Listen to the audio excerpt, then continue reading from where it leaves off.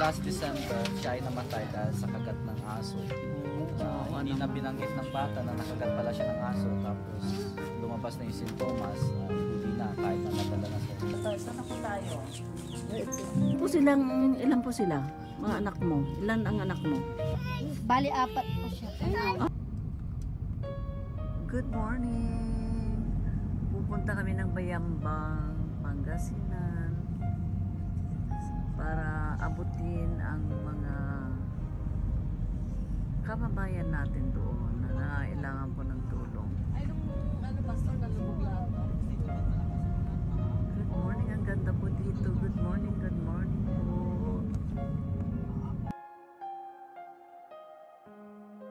Oh, may babait muna, oh. Hello! Nandito kami. Anong lugar po? Hello, Philippines! Adventure! Adventure Philippines! Andito po kami sa Bungatis, Bayambang, Pangasinan! Ayan. Nasaan na yung mga dala natin? Mamaya daw. Isang malaking, alam nyo, hindi ko alam kung paano ko pasasalamatan ng Panginoon dahil sa alam naman namin na napakasimple lamang ng aming paggawa ng gawain dito sa tahanan nito. Sila yung may-ari tahanan at kumbaga kami lang at ang estado ng kanilang pamumuhay ay talagang hindi ko masasabing sobrang hirap at hindi ko naman masasabing normal. Kumbaga talagang sometimes below normal. Ako'y nagpapasalamat sa Panginoon sa Philippine Adventures.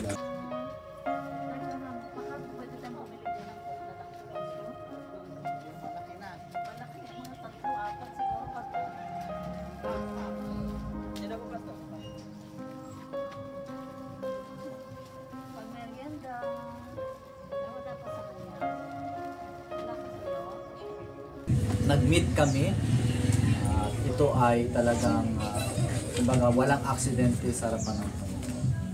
At ako'y nagpapasalamat sa Panginoon dahil ito yung oportunidad na makilala talaga kung sino yung mga tinuturuan namin. Ako po ay dating OFW. Maganda po ang trabaho ko po sa abroad.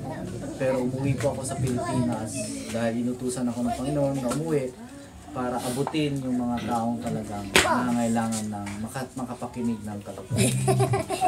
Nais ko po ipakilala sa inyo, mamaya dadalhin namin kayo sa kanilang mga tahanan para makita niyo talaga yung kanilang pamumuhay at kung sino yung inaabot namin na tinuturuan. Hindi kami naghahabol ng kung ano, ang mahalaga sa amin ay maabot ang lahat ng tao at walang pili.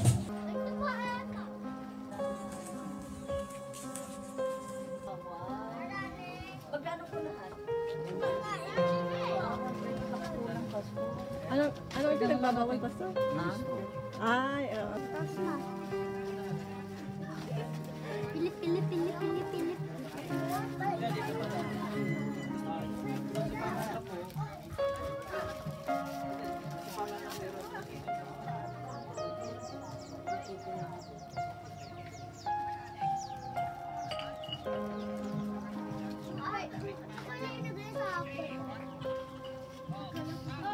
Ako, dadalawin ulit namin kayo ni Pastor, ha?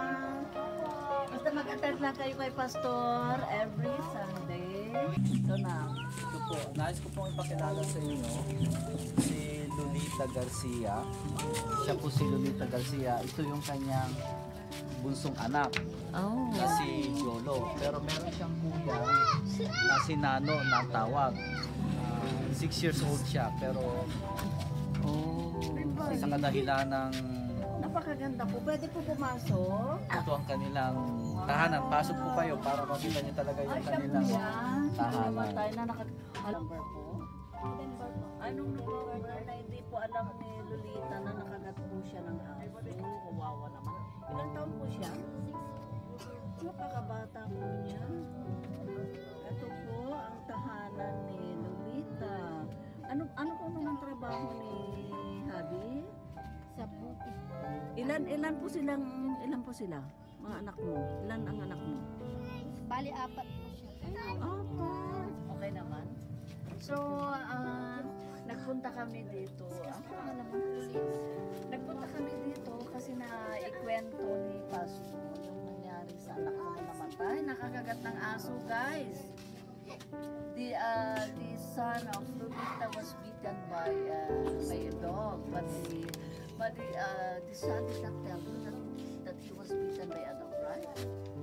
Only to find out nung nakita na po yung mga simptoma, nung dinala na sa ospital, na nakagat pala siya ng aso. So ilang araw po bago namatay, dinala niyo po sa ospital? Dinala namin po ng linggo, tapos nung Lunes naman po. Oh my gosh, wala pang 24 hours, namatay yung baby niya po dahil sa kagat ng aso.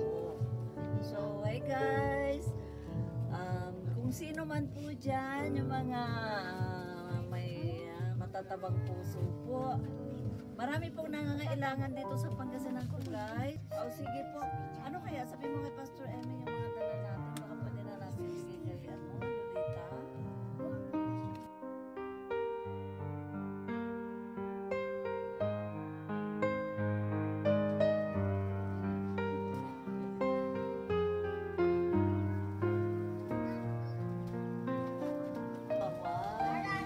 Pagkano po lahat?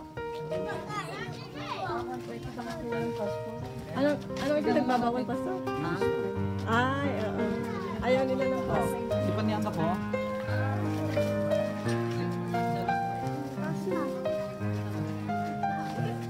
Pilip.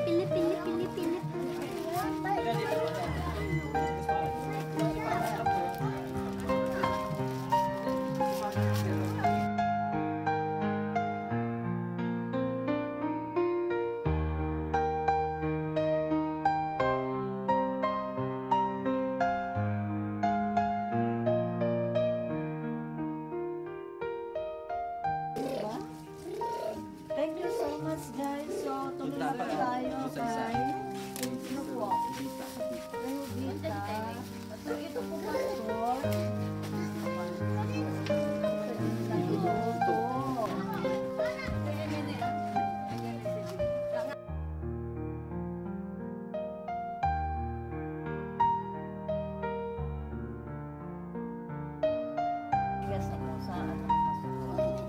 Ibabaghagi ko kung paano sa mahirap na mahirap din sa pampilato. Parang ganyan naalala ko. Ulit ako pasto. Mga damit namin noon. Mga wala din. Magandang araw po, sir.